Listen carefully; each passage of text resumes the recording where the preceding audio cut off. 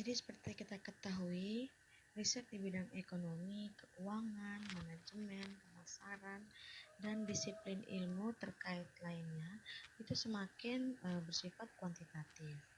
Oleh karena itu, mahasiswa pada jurusan hampir di semua jurusan ekonomi itu diwajibkan untuk mengambil mata kuliah ekonometrika.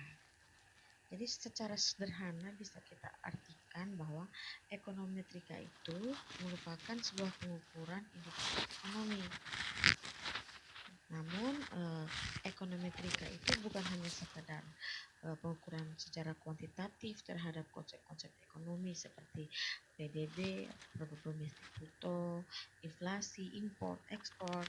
Namun ekonometrika juga itu bisa memiliki arti yang sangat luas, di mana secara luas ekonometrika dapat didefinisikan sebagai ilmu sosial di mana perangkat teori ekonomi, matematika, dan statistik inferensial diterapkan dalam menganalisis fenomena ekonomi. Jadi ini yang diambil dari dalam buku pengertian yang dalam buku Gujarati. Namun ada banyak juga pengertian lainnya seperti dalam Gujarati juga, dalam Samuelson dalam Gujarati juga ditemukan bahwa ekonometrika ini sebagai hasil dari suatu tinjauan tertentu tentang peran ilmu ekonomi mencakup aplikasi statistik matematik atas data ekonomi guna memberikan dukungan empiris terhadap model yang disusun berdasarkan matematika ekonomi serta memperoleh hasil berupa angka-angka. Namun secara garis besar bisa kita artikan bahwa ekonometrika itu terdiri dari 3, yaitu teori ekonomi, matematika ekonomi, dan statistika ekonomi. Jadi ekonometrika itu merupakan mata kuliah yang patut dipelajari secara persis karena ada beberapa alasan. Jadi tiga teori tadi ini, teori ekonomi, matematika, dan statistika ekonomi ini menjadi alasan kenapa kita harus belajar ekonometrika. Jadi misalnya dalam teori ekonomi kita akan membuat pernyataan atau hipotesis yang sebagian besar itu bersifat kualitatif. Contohnya teori mikroekonomi itu mengatakan bahwa dengan asumsi hal-hal lain bersifat konstan yang kita kenal dengan istilah ceteris paribus, maka kenaikan harga suatu barang atau jasa diperkirakan akan menurunkan jumlah permintaan atas barang dan jasa tersebut.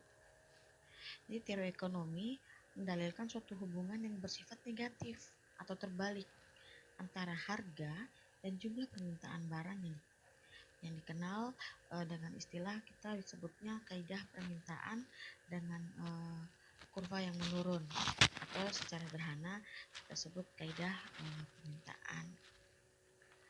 Nah, akan tetapi teori itu sendiri tidak memberikan suatu ukuran dalam angka mengenai kuat lemahnya hubungan di antara kedua variabel tersebut.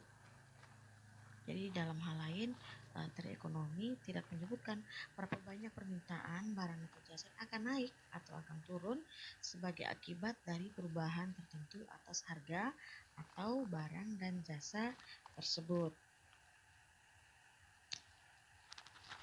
Oleh karena itu, ekonometrika dengan teknik analisis tertentu akan menjawab hal ini dengan memberi informasi angka numeriknya.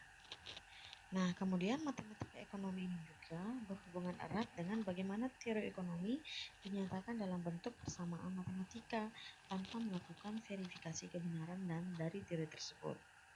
Di lain pihak, ekonometrika ingin membuktikan kebenaran teori ekonomi secara empiris.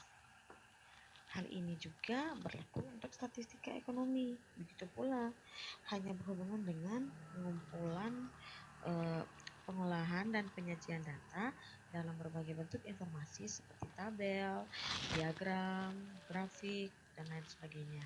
Tetapi tujuan statistika ekonomi tidak untuk membuktikan teori ekonomi berdasarkan data yang telah dikumpulkan. Data yang diperoleh ini merupakan bahan analisis bagi ekonometrika. Nah, ekonometrika sendiri digolongkan menjadi 2, yaitu ekonometrika teori matematik, dan ekonometrika terapan. Nah, ekonometrika teoretik ini berkaitan dengan pengembangan metode-metode yang cocok untuk mengukur hubungan-hubungan ekonomi yang ditetapkan dalam model ekonometrika. Sedangkan ekonomi terapan itu membahas mengenai penggunaan atau penerapan metode ekonomi yang telah dikembangkan dalam ekonometrik terapan.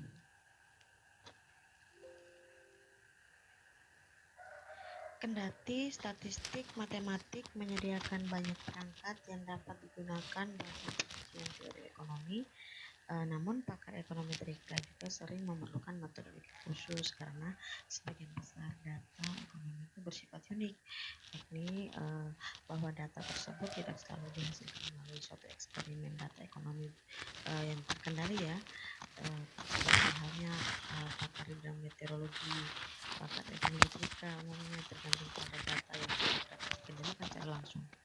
Jadi data tentang konsumsi, pendapatan, investasi, tabungan, harga-harga itu yang dikumpulkan oleh instansi pemerintah maupun swasta. Pada hakikatnya bukan dihasilkan dari suatu eksperimen. Nah, pakar ekonometrika ini mengambil data ini apa adanya. Hal ini menimbulkan persoalan-persoalan khusus yang biasanya tidak dihadapi dalam statistik matematik. Lagi pula, data semacam itu mungkin mengandung kesalahan pengukuran atau mungkin juga pembulatan, dan pakar ekonometrika mungkin perlu mengembangkan metode analisis khusus guna mengatasi masalah kesalahan pengukuran tersebut. Nah, metodologinya itu untuk metode ekonometrika yang pertama itu kita mulai dari membuat pernyataan teori atau hipotesis. Nah, pada langkah awalnya ini kita mencari teori ekonomi yang cocok dengan topik yang ingin kita pelajari. Dalam teori ekonomi tenaga kerja, jadi ada dua hipotesis yang saling berlawanan tentang pengaruh keadaan ekonomi terhadap kesediaan orang untuk bekerja. Hipotesis tenaga kerja berkurang menyatakan bahwa apabila keadaan ekonomi memburuk yang tercermin dari naiknya angka pengangguran, banyak penganggur yang putus asa dalam mencari pekerjaan dan kemudian memilih keluar dari angkatan kerja. Sebaliknya, ada hipotesis lain lagi, yaitu hipotesis tenaga kerja bertambah. Nah, ini menyatakan bahwa apabila keadaan ekonomi memburuk, banyak tenaga kerja sekunder yang saat ini belum memasuki pasar tenaga kerja, contohnya ibu rumah tangga, terus pelajar juga bisa, mungkin memutuskan untuk masuk ke dalam angkatan kerja seandainya pencari nafkah di keluarga tersebut kehilangan pekerjaannya. Jadi sering kita temukan ada ibu rumah tangga yang jualan online, ada mahasiswa bahkan pelajar sudah aktif untuk jadi penjual. Nah, kendati pekerjaan yang didapat oleh tenaga kerja tersebut ini berupah rendah, penghasilannya dapat menutupi sebagian pendapatan yang hilang dari pencari nafkah utamanya. Jadi misalnya bapak keluarga menganggur, maka ibu rumah tangga yang dulunya itu tergolong dengan bukan mencari angkatan kerja terpaksa harus melakukan pekerjaan seperti jualan online gitu ya. Apakah kemudian tingkat partisipasi angkatan kerja menjadi bertambah atau berkurang? Jadi itu akan tergantung pada kekuatan relatif antara efek tenaga kerja bertambah dan efek tenaga kerja berkurang. Bila efek tenaga kerja tadi bertambah atau hipotesis tenaga kerja tadi bertambah lebih dominan, maka tingkat partisipasi angkatan kerja akan meningkat kendati pun angka pengangguran tinggi. Sebaliknya, jika efek tenaga kerja berkurang lebih dominan, maka tingkat partisipasi angkatan kerja akan menurun. Nah, bagaimana kita dapat menyelidiki hal ini? Nah, inilah yang akan sekarang kita pelajari dan kita menjadi pertanyaan empiris untuk kita. Nah, untuk keperluan untuk menjawab pertanyaan empiris tadi, maka kita memerlukan informasi kuantitatif. Nah, informasi yang kita butuhkan itu yang pastinya data yang akan menjawab tentang pengaruh relatif tadi.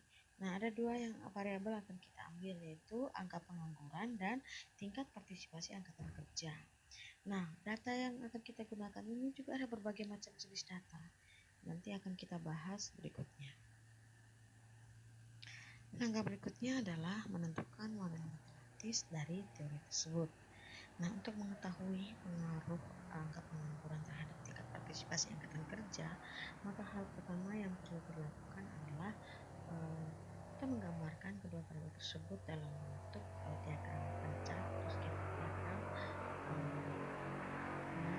diagram pencak tersebut itu bermanfaat untuk memperlihatkan bahwa bagaimana korelasi antara tingkat partisipasi angkatan kerja itu berkorelasi negatif dengan angka pengangguran, yang kemungkinan menunjukkan bahwa efek tenaga kerja berkurang lebih besar daripada efek tenaga kerja bertambah sebagai taksiran awal.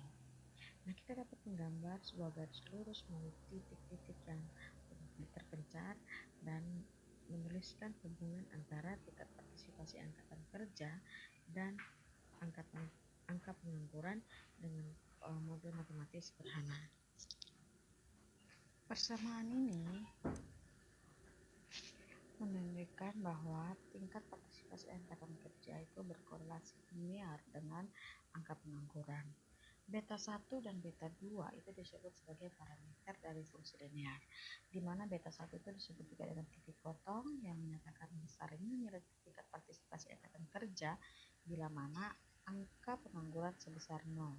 Sedangkan beta 2 disebut sebagai kemiringan atau slope, yang kemiringan tersebut mengukur tingkat perubahan tingkat partisipasi angkatan kerja untuk setiap satu unit perubahan angka pengangguran. Atau secara lebih umum dapat dikatakan bahwa kemiringan atau lereng mengukur tingkat perubahan nilai variabel di sisi kiri persamaan untuk setiap unit perubahan nilai variabel di sisi kanan persamaan. Koefisien kemiringan beta 2 ini dapat bernilai positif apabila hipotesis tenaga kerja atau efek tenaga kerja bertambah lebih besar daripada efek tenaga kerja berkurang, atau negatif apabila efek tenaga kerja berkurang lebih besar daripada efek tenaga kerja bertambah. Jadi kalau kita perhatikan skater di atas ini, nah ini merupakan tingkat partisipasi angkatan kerja dan ini merupakan angka pengangguran. Nah, berdasarkan skater di atas ini bisa kita lihat bahwa kedua variabel tersebut berkorelasi secara terbalik atau negatif. Hubungan antara keduanya itu tidaklah benar-benar linear, karena bila kita menggambar sebuah garis lurus yang melalui 23 titik data, misalnya data ada 23, tidak semua titik data terletak persis di garis lurus tersebut. Jadi bisa saja titik-titik data itu ada yang berada di kisaran garis ini,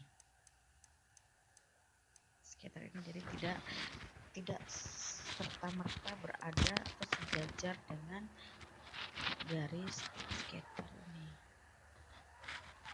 Nah, perlu kita ingat bahwa untuk menggambar sebuah garis lurus kita hanya memerlukan 2 titik saja.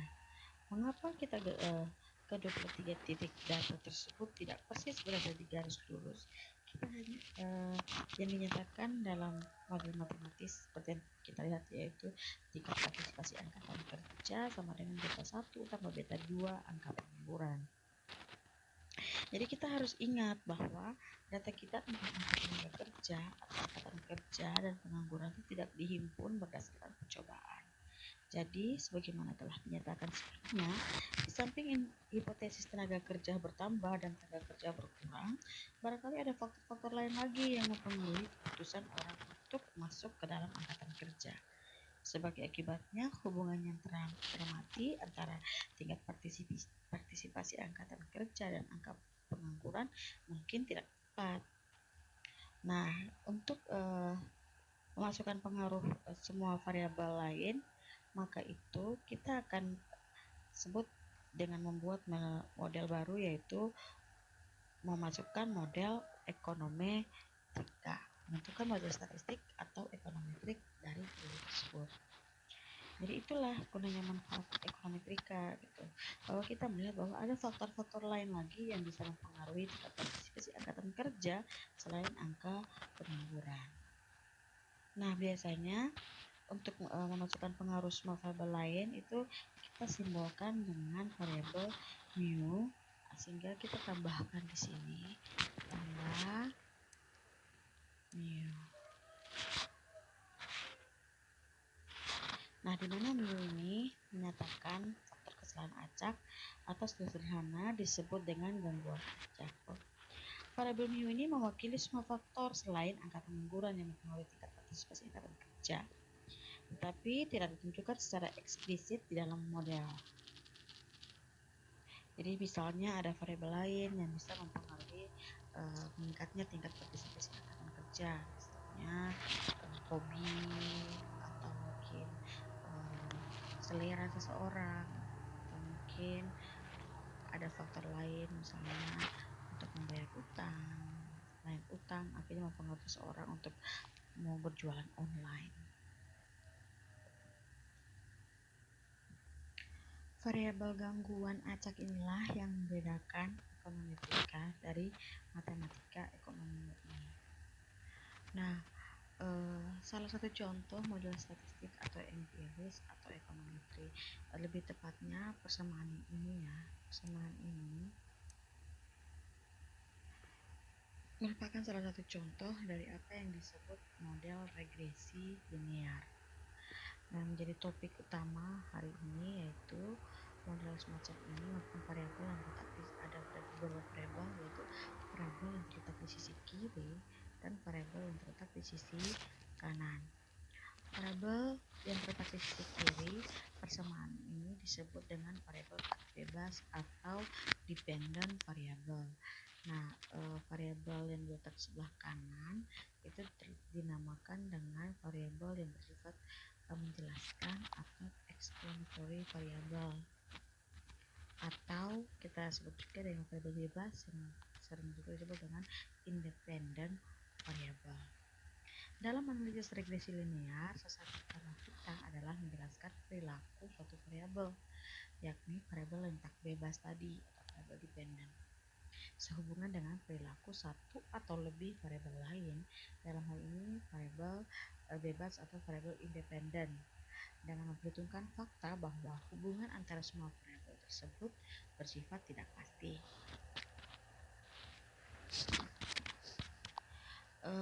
Untuk model ekonometri itu ada tambahan gangguan acak atau biasa kita sebut dengan galat ya. Mungkin kita akan lebih sebut itu dengan istilah galat. Itu adalah galat. Nah,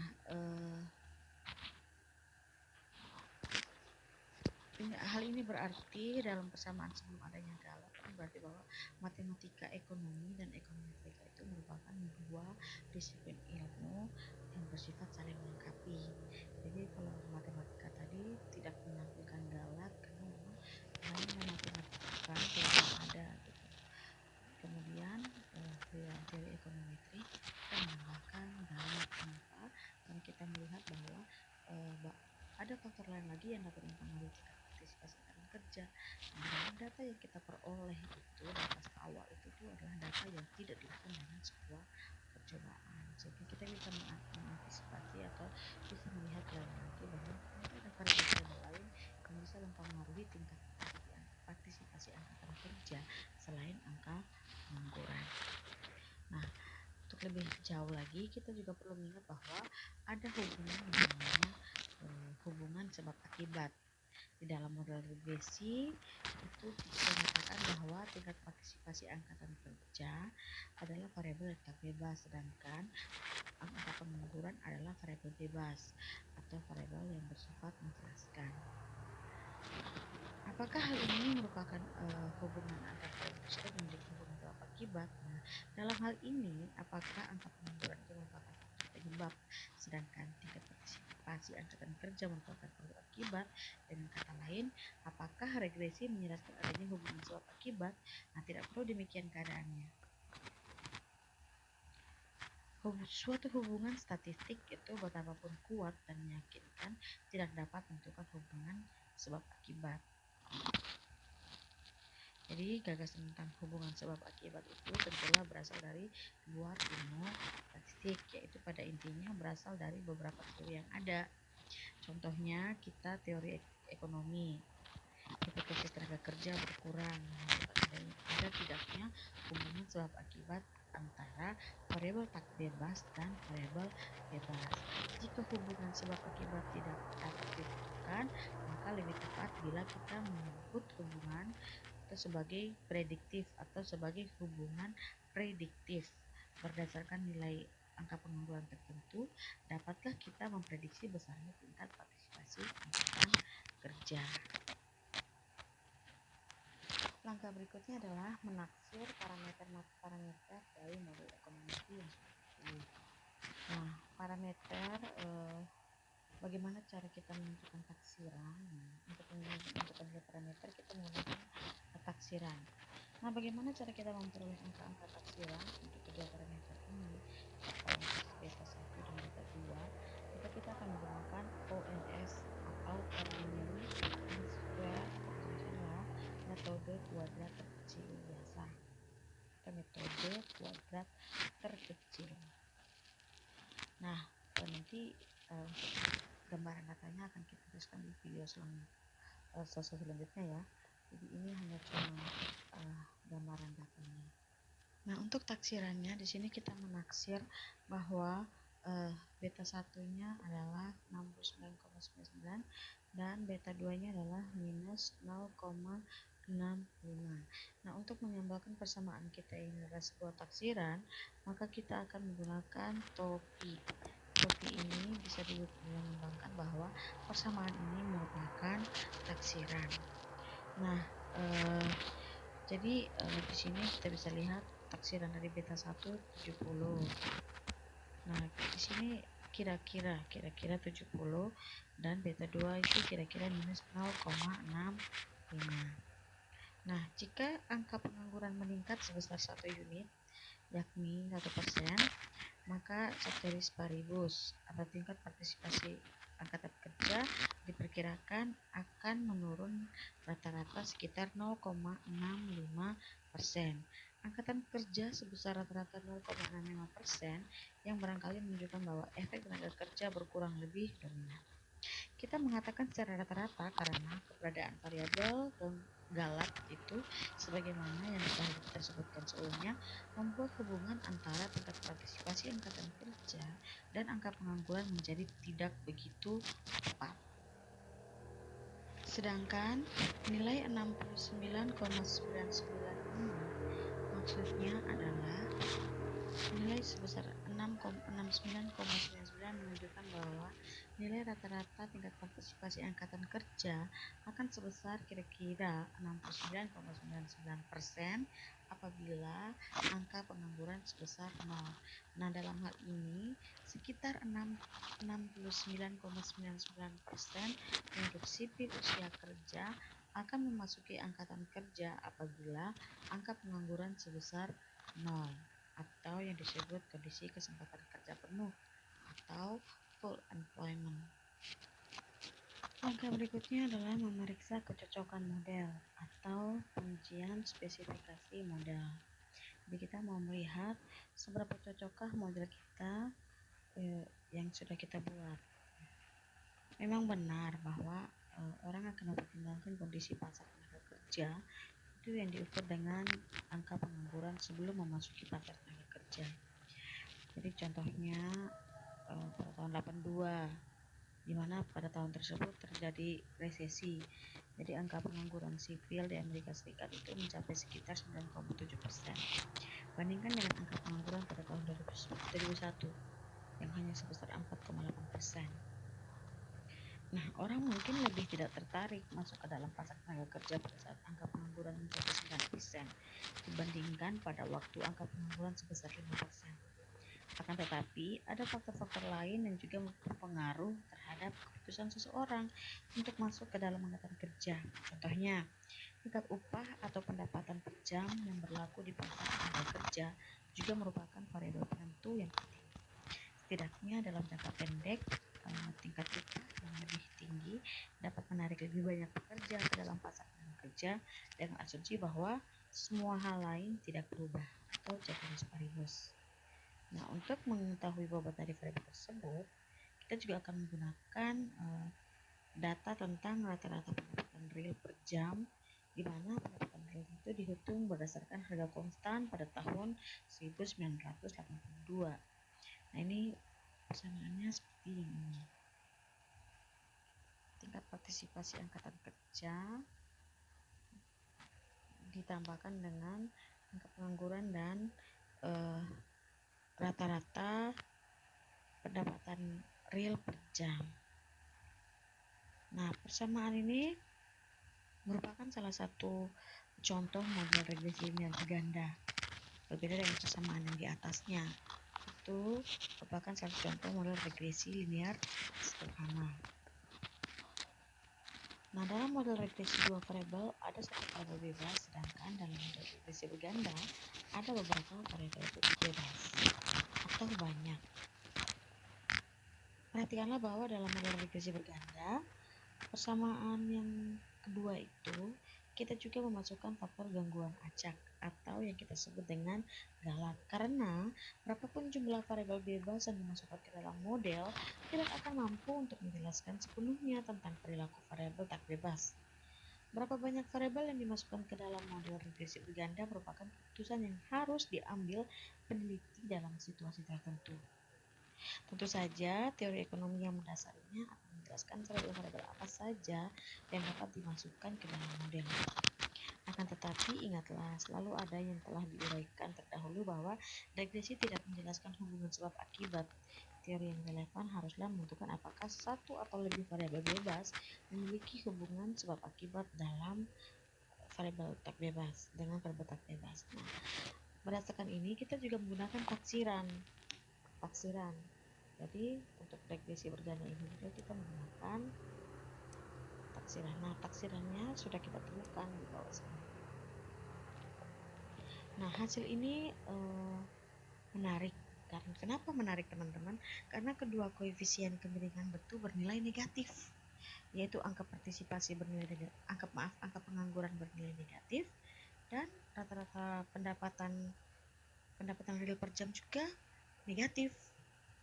Koefisien angka pengangguran negatif menunjukkan bahwa ceteris paribus, atau yakni menganggap pengaruh dari rata-rata pendapatan per jam itu tetap tidak berubah. Kenaikan angka pengangguran sebesar 1% akan menyebabkan secara rata-rata penurunan tingkat partisipasi angkatan kerja sebesar 0,67%. Yang mungkin sekali lagi mendukung hipotesis tenaga kerja berkurang. Sebaliknya, dengan menganggap pengaruh angka pengangguran itu tetap tidak berubah, kenaikan rata-rata pendapatan per jam sebesar $1 akan menyebabkan secara rata-rata penurunan tingkat partisipasi angkatan kerja sebesar 1,4%. Apakah koefisien rata-rata pendapatan per jam ini yang bernilai negatif masuk akal dari sisi teori ekonomi? Apakah kita tidak mengharapkan koefisien bernilai positif? Semakin tinggi pendapatan per jam, maka akan semakin tinggi pula daya tarik pasar tenaga kerja. Namun, demikian kita dapat membenarkan koefisien yang negatif dengan mengingat konsep kembar dari makroekonomi, yaitu efek pendapatan dan efek substitusi. Model mana yang akan kita pilih? Apakah persamaan yang di atas, persamaan pertama ini, ataukah persamaan yang ini? Nah, karena persamaan yang di bawah yang kedua itu mencakup pula persamaan yang pertama, dan karena persamaan tersebut memuat dimensi tambahan, yaitu penghasilan atau pendapatan per jam dalam analisis, maka kita bisa memilih persamaan yang kedua. Namun persamaan yang pertama itu mengasumsikan akan berhenti sampai di mana? Mengasumsikan secara implisit bahwa variabel-variabel lain di luar angka pengangguran dipertahankan itu konstan. Sebagai contoh, partisipasi angkatan kerja mungkin tidak tergantung pada kekayaan keluarga, jumlah anak di bawah usia 6 tahun, tersedianya tempat penitipan balita, kepercayaan agama, atau tersedia tunjangan sosial, dan lain sebagainya.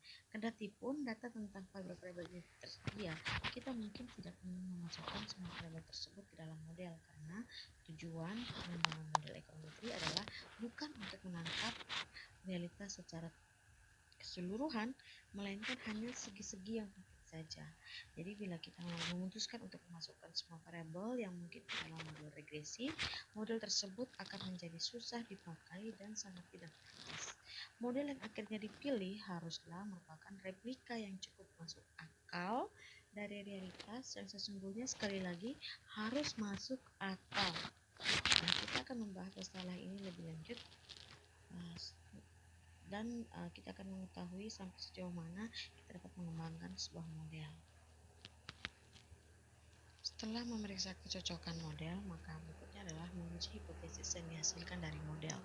Jadi kita melihat bahwa apakah hasil yang kita dapatkan ini sudah sesuai dengan hipotesis yang kita lakukan sejak awal, yaitu membuat pernyataan teori atau hipotesis.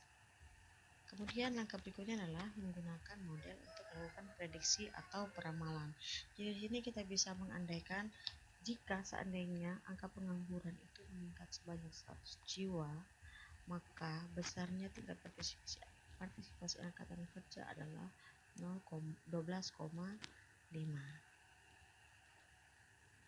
Jadi, meskipun kita mengkaji metodologi ekonometri dengan menggunakan contoh dari ilmu ekonomi seperti ini, kita gunakan contoh tenaga kerja. Nah, perlu kita beritahukan atau kita tegaskan bahwa prosedur yang sama ini juga dapat digunakan untuk menganalisis hubungan kuantitatif antar variabel-variabel yang ada pada disiplin ilmu lainnya, seperti ilmu bidang politik, hubungan internasional, psikologi, sosiologi, meteorologi, kedokteran. Di berbagai disiplin ilmu lainnya itu juga menggunakan analisis regresi untuk menganalisis hubungan kuantitatif antar variabel yang sesuai pada disiplin ilmu masing-masing. Keberhasilan dari setiap analisis regresi tergantung dari ada tidaknya ketersediaan data. Oleh karena itu, kita akan membahas tentang sifat, sumber, dan keterbatasan data yang dijumpai dalam pengumpulan data. Nah, data itu sendiri, dari proses pengumpulan data dibagi menjadi data sekunder dan data primer. Nah, untuk data primer itu adalah data yang diperoleh secara langsung dari objek, baik melalui metode wawancara, kuesioner, telepon, dan sebagainya. Sedangkan data sekunder adalah data yang kita peroleh dari sumber kedua, dan biasanya data ini sudah siap pakai. Nah, data sekunder ini mudah kita dapatkan dan tersebar luas di berbagai sumber. Data-data ekonomi yang dikeluarkan pemerintah, baik dari Badan Pusat Statistik maupun data dari Bank Indonesia, itu sudah tersedia lengkap. Begitu pula data-data bisnis juga sudah relatif tersedia seiring dengan banyaknya perusahaan yang sudah go public, ya, semuanya serba online. Nah, dengan berkembangnya data elektronik itu, maka kita bisa lebih mudah untuk mendapatkan data dengan mengakses data melalui internet. Misalnya data-data ekonomi yang bisa diakses melalui situs Bank Indonesia. Itu bisa kita klik www.bi.go.id. Atau data ekonomi dari negara lain, misalnya data ekonomi Amerika Serikat, itu bisa diakses dari salah satu bank sentralnya di St. Louis, yaitu Federal Reserve of St. Louis, melalui situs resminya yaitu www.stls.frb.org, atau juga dari Badan Pusat Statistik kita di Indonesia, bps.go.id. Nah, ketersediaan data ini akan mempermudah pekerjaan ekonometrika, sehingga selain data-data itu juga ada juga beberapa tipe data yang bisa kita gunakan dalam analisis regresi dalam ekonometrika. Nah, data itu kita bagi menjadi 3, yaitu time series, cross section, dan pooled data. Jadi kalau data cross section, time series itu kita sebut dengan data runtun waktu. Nah, data runtun waktu ini merupakan sekumpulan observasi dalam rentang waktu tertentu. Data ini dikumpulkan dalam interval waktu secara kontinu, misalnya data mingguan. Itu yang data mingguan itu biasanya harga saham, nilai tukar, atau data bulanan, Itu misalnya contoh data adalah indeks harga konsumen atau data kuartalan, misalnya jumlah uang beredar. Ini kan per tipe tuh. Terus data tahunan, yaitu seperti data output nasional atau gross domestic product. Nah, sebagian besar studi ekonometrik dengan regresi itu menggunakan data time series, sehingga akhir-akhir ini tuh sering berkembang ekonometrik itu khusus menulis data time series, dikenal tuh ekonometrik time series. Nah, berikutnya lagi yaitu data cross section. Nah, data cross section ini bahasa lainnya adalah data antar tempat atau ruang. Data ini merupakan data yang dikumpulkan dalam kurun waktu tertentu dari sampel. Misalnya, sensus penduduk yang dilakukan oleh Badan Pusat Statistik bagi seluruh penduduk Indonesia pada kurun waktu tertentu. Contoh lain adalah data sensus pertanian. Itu dilakukan dalam tahun tertentu di seluruh provinsi di Indonesia. Dari sensus pertanian ini akan didapatkan data tentang produksi padi, input yang digunakan seperti bibit, pupuk, dan tenaga kerja. Sebagaimana pada data time series, data ini juga mengandung kelemahan berkaitan erat dengan masalah heterogenitas datanya. Misalnya dalam kasus sensus pertanian untuk produksi padi, kita akan mendapatkan variabilitas data dari satu provinsi ke provinsi yang lain. Ada provinsi yang relatif besar hasilnya dan ada provinsi yang relatif kecil produksi padinya. Nah, berikutnya adalah panel data atau pool data. Data ini merupakan gabungan antara data time series dan cross section data. Misalnya, kita ingin mengetahui perkembangan harga di Indonesia. Nah, untuk mendapatkan perkembangan gambaran harga ini, kita bisa mengumpulkan seluruh indeks harga konsumen seluruh Indonesia tertentu dan kemudian digabungkan dengan data perkembangan harga masing-masing provinsi dalam kurun waktu tertentu. Oke teman-teman, sekian materi tentang konsep dasar ekonometrika. Kita akan lanjut dengan materi berikutnya di video berikutnya. Selamat belajar.